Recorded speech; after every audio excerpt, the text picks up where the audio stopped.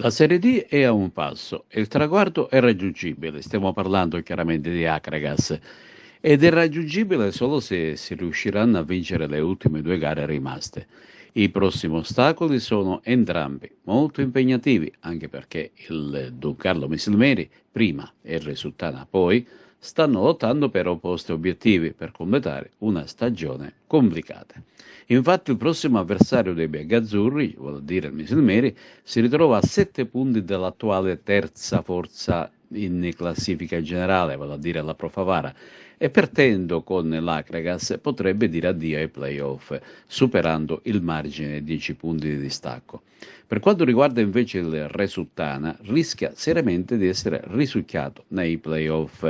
Morale della favola, l'Akragas è atteso da due scontri difficili da affrontare con la massima attenzione.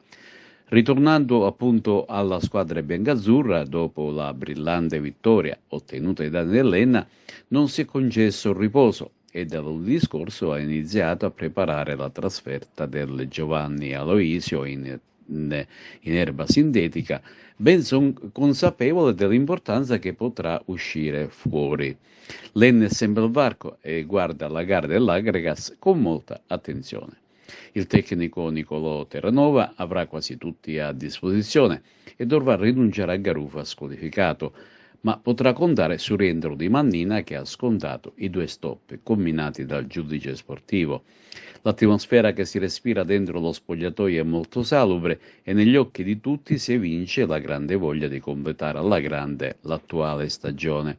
Per questa penultima gara di campionato, in fermento la tifoseria biancazzurra, pronta a raggiungere lo stadio di Misilmeri per incitare i propri beniamini.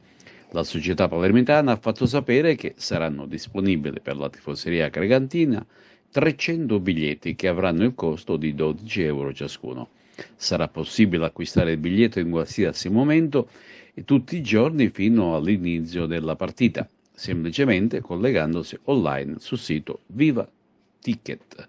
È opportuno, consiglia sempre la società biancazzurra, di acquistare il biglietto in prevendita e non arrecarsi a Misilmeri sprovvisti del tagliando.